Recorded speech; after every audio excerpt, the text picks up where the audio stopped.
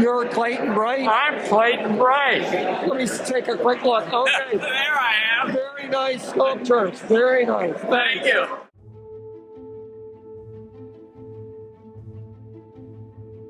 In the fall of 2021, I made a movie about a legacy show of artist and PAFA teacher Arthur DeCosta. Arthur's work was exhibited along with that of a number of artists who had studied with him. That is where I met the amazing J. Clayton Bright. And although he is a wonderful painter, as these images make clear, Clayton is primarily known for his sculpture. So when I learned that Clayton was the 2021 artist in residence at Ladew Topiary Gardens and was having an outdoor show of his bronze sculptures there, I was eager to make another movie. He's going to give us a tour of that show in a minute, but first, there is one very important fact you need to understand about Clayton. He only works from direct observation and memory. Yawn at dawn. Our middle child, Reeves, had a yawn that involved her entire face when she was born, mouth wide open, nose wrinkled, eyes screwed up. It intrigued me, so I started a sculpture of her yawning. I should have focused on completing the sculpture quickly. The full face yawn gave way to just a normal yawn within 5 or 6 weeks, leaving me with an unfinished sculpture. Fast forward 32 years, Talia, Reeves' daughter, was born with the same yawn. I still had the unfinished sculpture in my studio and was not quite so laissez-faire in my efforts this time. Now, when asked how long does it take to do a sculpture, I can say, up to 32 years. And now let's look at his work at Ladew Gardens. A moment. The natural ease into which the model slipped during a short rest from working in the garden was irresistible. His entire body seems at rest, and his mind completely free off somewhere. Miss Gratz. I interviewed 30-some cows before I found the one that reflected the vision I had. Not only was I looking for a distinctive body, but I also wanted her to have horns, which are commonly removed from cows in dairy herds.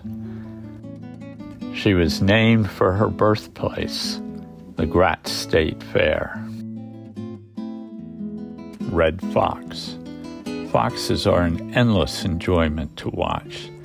They seem to possess an instinct that allows them to be bold one minute, then cautious the next. When hunting, foxes can display total concentration. Books. Books create a feeling of calm and retreat.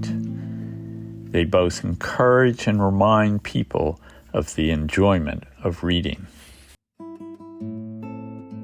On the line. Hounds always seem happiest when they're working a scent trail. To watch them doing so is a constant fascination. Fox departing.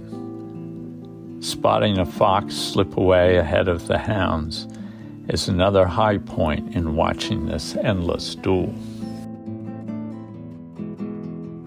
The cello player.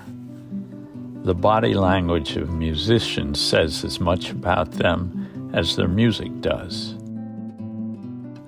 The cello is an instrument that has always held my interest, and cellists generally seem to be jovial souls. Mr. Woodward. Labradors are noted for their affability. They're always there to greet you, although when pulling on boots, their enthusiasm might be a bit too in your face. Jack-o'-lantern. Not all sculptures go as planned, and this is a good example of one that took its own direction. The loss of control posed an unexpected question. What kind of a lantern would a hare carry if it could carry a lantern? Phoebe. The female nude's place in art is centuries old, and thus mostly a cliché. Seeing it afresh brings out the emotion and the grace of true beauty. The kick. This sculpture grew out of watching our daughter's dog. The dog always seems to have a grin on her face and loves leaping into the air to catch a deflated soccer ball. It didn't take much to conceive of her kicking the ball as well.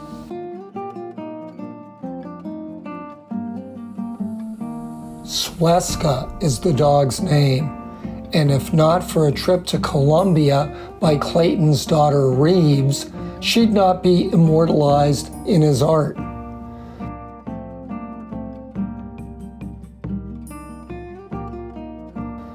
Reeves fell in love with the very sick puppy and eventually got her back to the States. Sweska arrived with every parasite known to canines except heartworm. Fortunately, my wife is a veterinarian. It was 4 months before Sweska was free of parasites, had put on weight, and regrown the missing patches in her coat.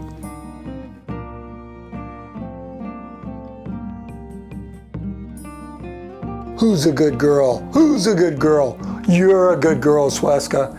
And because your grandpa won't use photographs, you're going to have to keep jumping for that soccer ball. And your mama's going to climb up a tree and try to get you to pose. Will somebody please get Sweska some water and a treat while the rest of us go back to looking at Clayton's show? Intruder. Geese often sound the alarm when approached. However, overt aggression in geese is usually limited to the breeding and nesting season. The Equestrian. This sculpture started as a life-size bust of the girl with a big grin. The cause of the smile, being on her pony, enlarged the entire project considerably. Couple of hounds. Hounds love to hunt. One can hear the excitement in their voices as they speak when smelling the scent. There's a quality to the sound that inspires the complete attention of those within hearing. Other hounds, on hearing the speaker, instinctively rush to join the hunt. They're loath to be left behind. Sheep. When someone approaches a flock of sheep, the tension and alarm in the sheep is quite palpable. I started sculpting these sheep in the spring. By the time I had finished, it was summer. Since the rest of the flock had already been shorn, I got to shear sheep for the first time. The third element. Watching a child's fascination with the water coming out of the bathtub faucet was a chance to watch the discovery of a contradiction. Water's visible solidity, but tactile fluidity. The title of the sculpture is derived from the ancient Greeks' listing of water as one of the elements that formed the world. Coursing greyhounds. The intention here was to capture the two classic positions of a running greyhound, full tuck and full extension, and to do it in a single sculpture depicting their grace and energy. preacher. Kestrels are small falcons, now less common because of the lack of tree cavities to use as nesting sites. They often hunt by hovering in place as they scan the ground below for prey. Coffee shop dog. Dogs are dependable partners, patiently waiting outside coffee shops and stores for our return. In Peru, I noticed one sitting attentively outside a butcher shop. The butcher would occasionally flick the dog a scrap, so that instance might have been more a case of devotion to food. Justin the elusive fox. Foxes are born curious, but become more cautious as they mature. Thus, they have a reputation of being both bold and elusive. As we come to the end of our tour of Clayton's Ladew Garden Show, it's hard not to wonder how he can depict foxes and other wild animals without the use of photography. Great Blue. Working only from life has its challenges. Good binoculars and patience are immensely important sometimes. I'm lucky to see heron frequently at the pond below our house and along the neighboring streams. For me, working with a live model helps install the sense of life. The memory of that original glimpse remains my guide.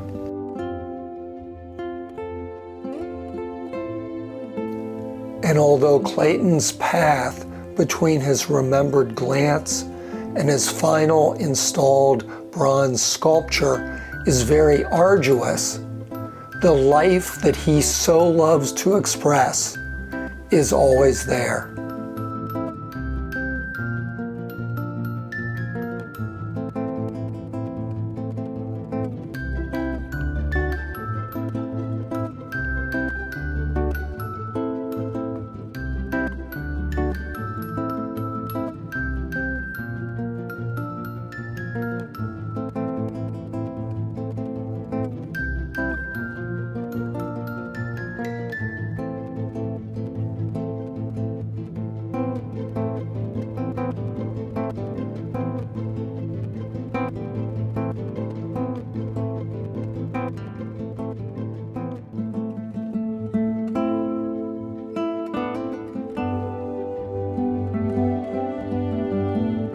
J. Clayton Bright is an artist and a man to remember.